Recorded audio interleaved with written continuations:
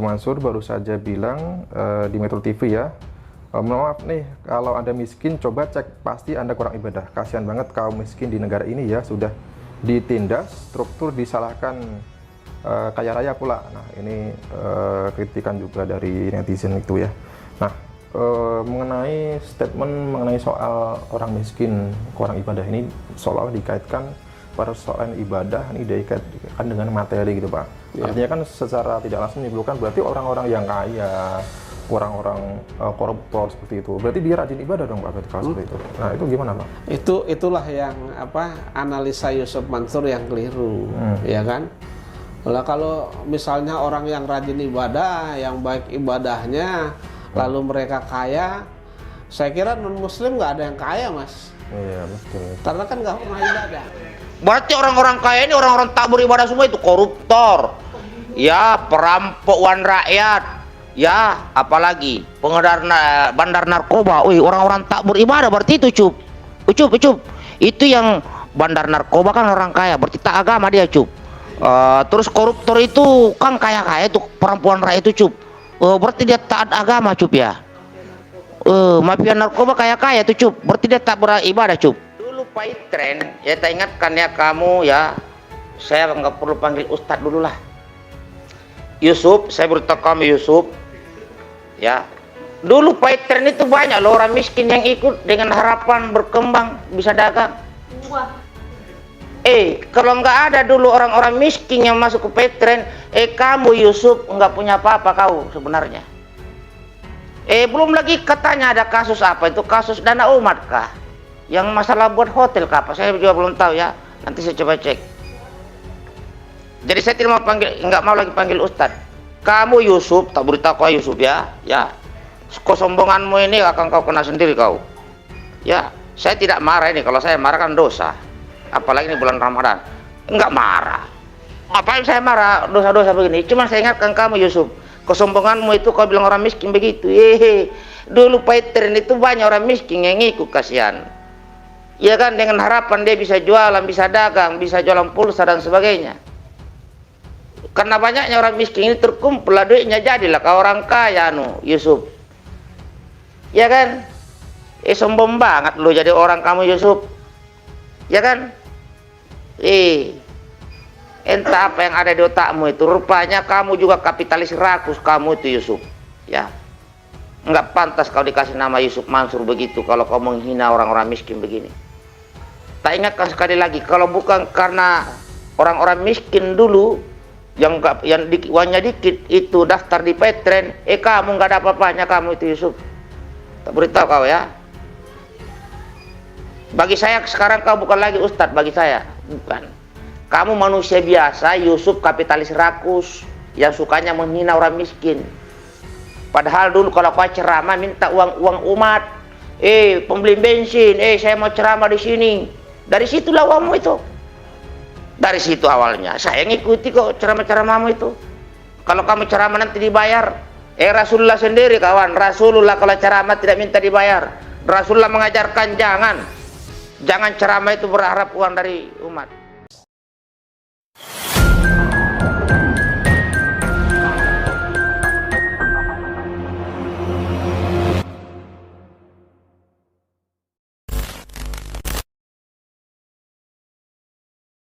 Ini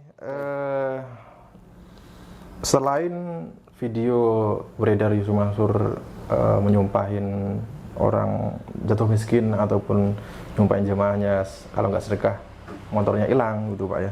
Jadi sebelumnya nih Yusuf Mansur juga pernah diprotes nih Pak. Jadi Yusuf Mansur mengatakan bahwa orang miskin itu kurang ibadah gitu Pak. Nah ini mendapat kritikan dari akademisi NU. Ini saya bacakan ya. Gus Sahal tak terima dengan pernyataan Ustadz Yusuf Mansur dengan cerita Nabi Muhammad yang kerap meminta untuk menjadi miskin. Padahal Nabi pernah berdoa, ya Allah hidupkan dan matikan aku dalam keadaan miskin dan kumpulkan diriku di hari kiamat bersama orang-orang miskin. Tulis Gus Sahal ya. Banyak ulama mengartikan miskin di sini sebagai humble tawadu rendah hati. Ustadz Yusuf Mansur jelas keliru. Miskin nggak lantas kurang ibadah. Karena mengenai banyak kritikan, Yusuf Mansur pun memberikan tanggapan mengenai hal ini, gitu ya. Kemudian Ustadz Kondang Yusuf Mansur baru saja bilang di Metro TV ya, maaf nih kalau Anda miskin coba cek pasti Anda kurang ibadah. Kasihan banget kaum miskin di negara ini ya, sudah ditindas, struktur disalahkan, kaya raya pula. Nah ini kritikan juga dari netizen itu ya. Nah mengenai statement mengenai soal orang miskin kurang ibadah ini seolah-olah dikaitkan persoalan ibadah ini dikaitkan dengan materi gitu Pak. Artinya kan secara tidak langsung menyimpulkan berarti orang-orang yang kaya, orang-orang koruptor seperti itu, berarti dia rajin ibadah dong Pak kalau seperti itu. Nah itu gimana Pak? Itulah yang analisa Yusuf Mansur yang keliru, ya kan? Lah kalau misalnya orang yang rajin ibadah, yang baik ibadahnya, lalu mereka kaya, saya kira non Muslim nggak ada yang kaya Mas. Iya betul. Karena kan nggak pernah ibadah, ya kan?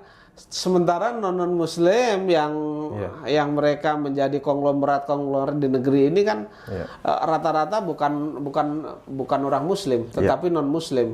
Kalau analisanya Yusuf Mansur seperti itu, berarti non Muslim itu nggak ada yang kaya Mas. Betul betul. Dan menurut hemat saya dari mana dasarnya Yusuf Mansur mengatakan seperti itu, sementara Nabi sendiri ya minta bahwa mereka dikumpulkan dengan orang-orang miskin. Iya kan? Dan gitu. Rasulullah sendiri ya ini mencerminkan sebagai sosok yang sederhana, bukan kaya raya Pak. Sosok yang sederhana, bukan menumpuk-numpuk harta kan begitu. Ini yang salah di sini Yusuf Mansur itu selalu menurut hemat saya analisa yang salah dan itu dibuat-buat untuk kepentingan pribadi. Ya, orientasinya tuh duit, orientasinya kaya. duit. Sedekah buat kaya, sholat duha buat kaya, sholat buat kaya, ibadah buat kaya gitu aja Pak ya. Betul. Iya baik. Okay. Kalau ngomong kan nggak jauh dari duit tuh, nggak jauh dari duit, dari materi, dari kekayaan dan seterusnya. Oke, baik. Oke, baik, terima kasih Pak Jen. Dan banyak dari kalangan ulama yang mengatakan mungkin Gus Miftah ini sedang kasih lidah atau keceplosan atau mungkin kepleset lidah gitu ya.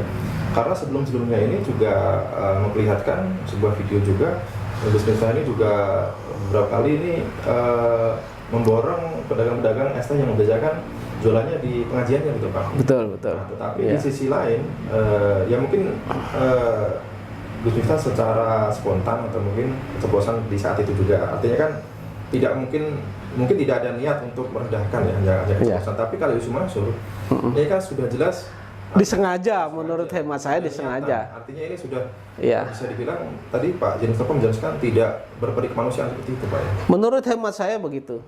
Karena kan berkaitan dengan hak-hak orang yang tidak diberikan itu, menurut hemat saya sudah di luar peri kemanusiaan. Menurut hemat saya begitu.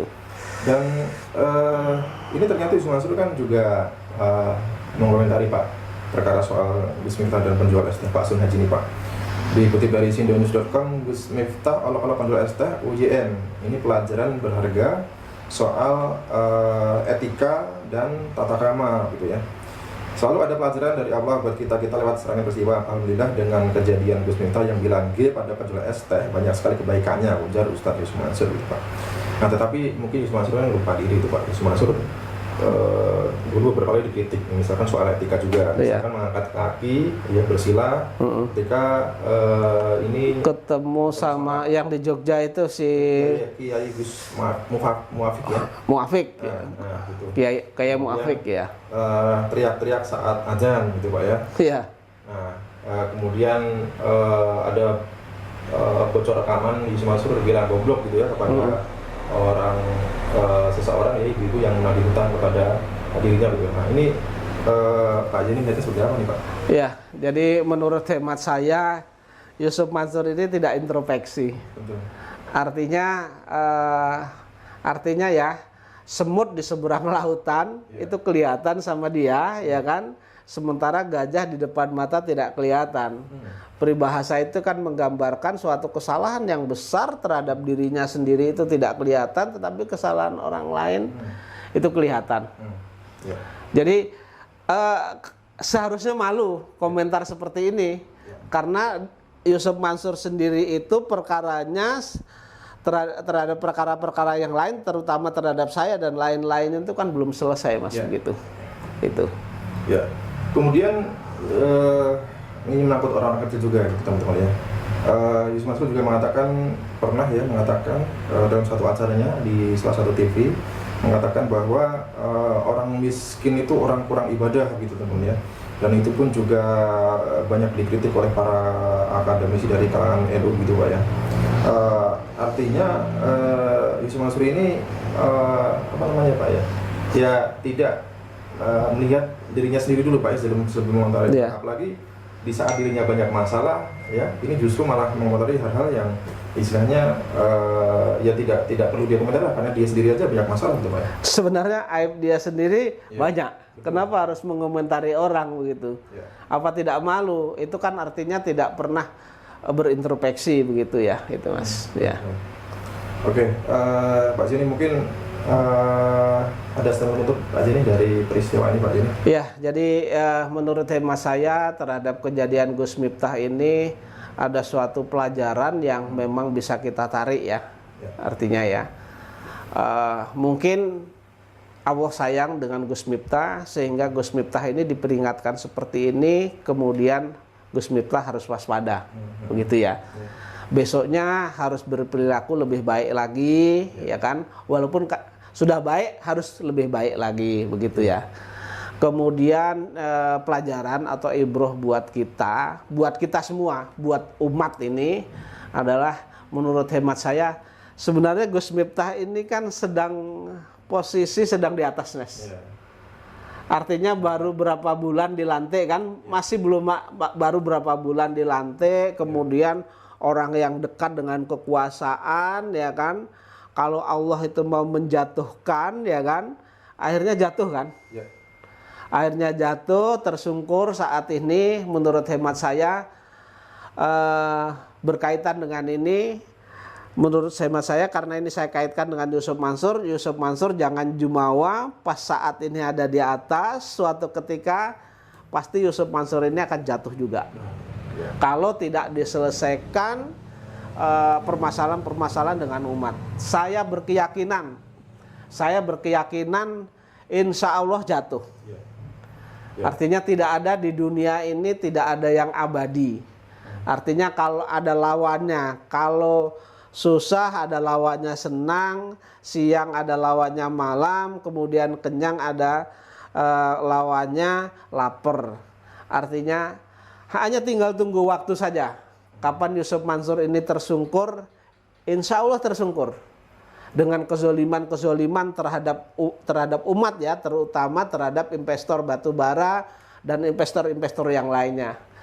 Karena saya berkeyakinan bahwa banyak juga para investor ya, kemudian mitra Paytren dan seterusnya itu mereka banyak berdoa minta keadilan kepada Allah pada sepertiga pagi, sepertiga malam. Artinya saya yakin doa-doa itu akan dikabulkan. Dan saya juga selalu berdoa ketika sholat malam, berdoa minta keadilan yang seadil-adilnya terhadap Allah.